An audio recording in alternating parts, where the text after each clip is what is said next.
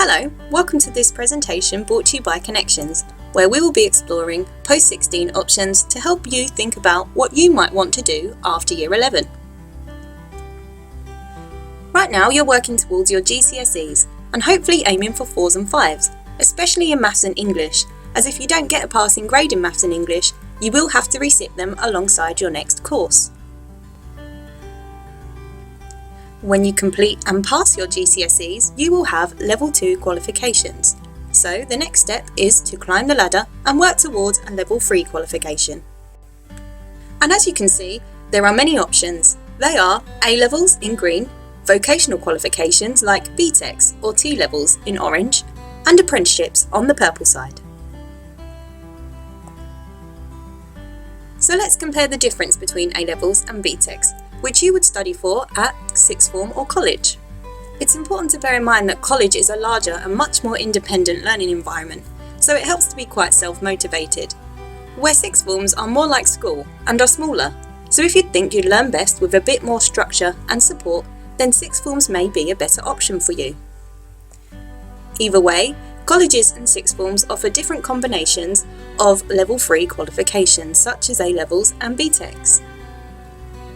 The main difference between A-levels and BTECs is that a BTEC lets you focus on a broad range of skills, theory and practical across one subject area or vocation, whereas A-levels let you combine 3 different subjects with an academic focus. Sometimes you can combine the two depending on the provider. However, they both take 2 years to complete, but the entry requirements may differ slightly. The entry requirements for BTECs are typically 4 GCSEs grade 4 to 9, including Maths and English, or a Level 2 BTEC, whereas entry requirements for A-levels are slightly higher, asking for 5 GCSEs grade 5 to 9, including Maths and English. Some subjects, particularly the ones you want to take, may have a specific entry requirement of grades 6 or 7. Assessment methods is one of the key differences. BTECs are assessed by a combination of coursework, practical work, sometimes group work and examination, where A-levels are assessed mainly by exam. Either way, with appropriate results, you can progress onto higher education, higher or degree apprenticeships or employment. T-levels are a new alternative Level 3 qualification that you could do instead of a BTEC or your A-levels.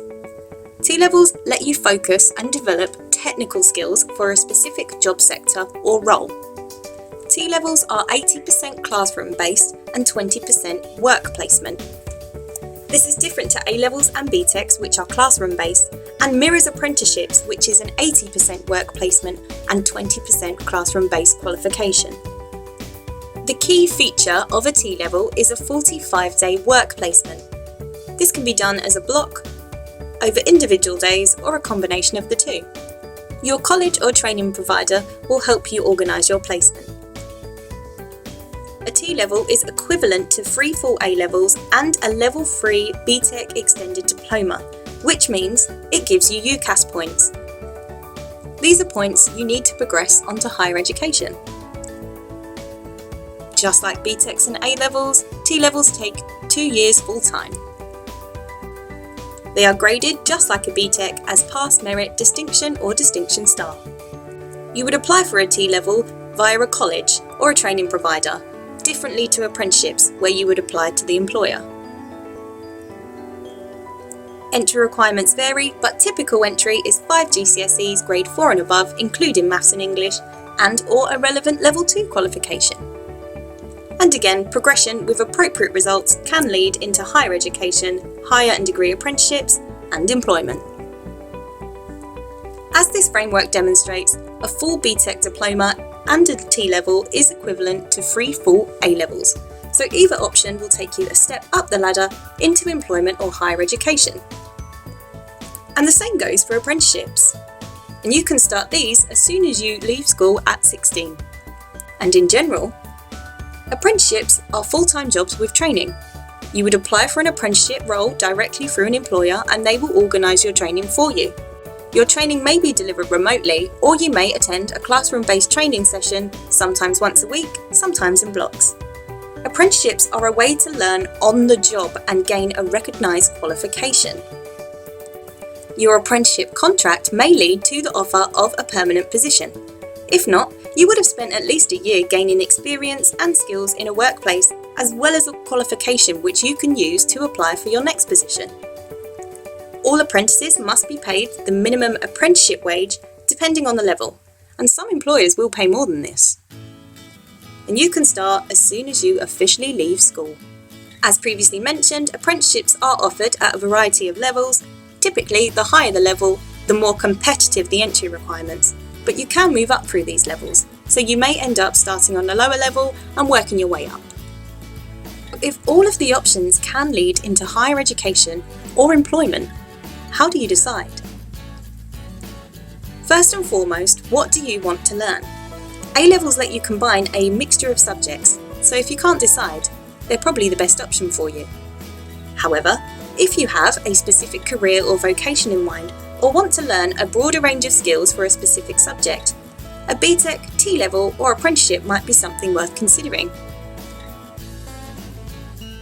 Another important thing to consider is, what are your career goals? Remember, BTECs, T-levels and apprenticeships are vocation specific, so the things you learn may only be relevant to one subject or industry. If you are certain about your career goals and you do want to learn about that career on the job, then apprenticeships are a good option, and they are available in a wide range of areas.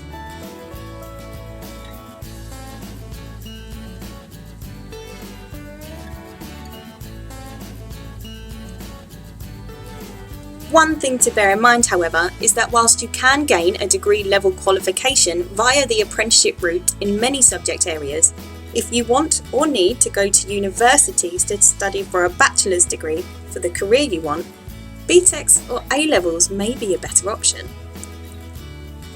And that is why it's really important to do your research.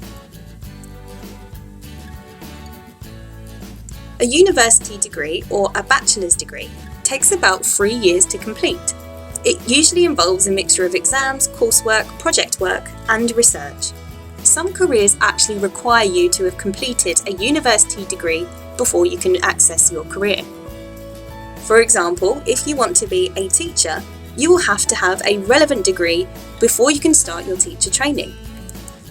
But for other careers like policing and nursing, including midwifery, whilst you do need a level 6 qualification for entry, these may be accessed via the apprenticeship route, and you would apply for these roles directly through the employer, so Essex Kent or Met Police for instance, and the NHS. Level 7 is what we call a master's level qualification.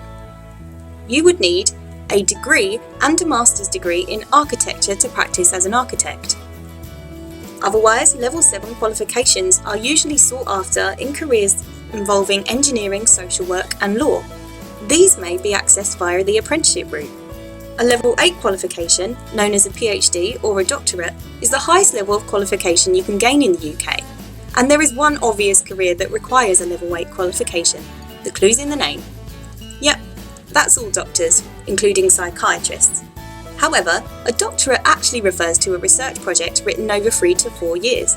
So, whilst PhDs are common to careers in research, medicine, science and psychology, I actually applied for a PhD in music, and I once met someone who gained a doctorate for a study of worms. Another thing to consider is, how do you learn best? Your learning style is key. Do you feel like you don't perform your best in exam situations? Or do you just prefer hands-on practical learning? Then a BTEC, T-level or apprenticeship might be the most suitable pathway. And finally, remember that apprenticeships are full-time jobs, so you need to be able to commit to that. If you are, then is there a suitable apprenticeship available? If you're not ready to go out into the world of work, then BTECs, T-levels or A-levels are better options for you. Here's a summary of our top tips. Set aside some time to research, draft and make applications. Ask a friend, family member or teacher to look over them for you. Check out what subject qualifications you might need for the career you want. If you're thinking of going to university, also see if there are any subject-specific entry requirements. Apply for as many Post-16 options as you wish. You should always have a backup plan. Attend open events at all relevant providers in order to make informed decisions. And finally, talk to a careers advisor if you're not sure.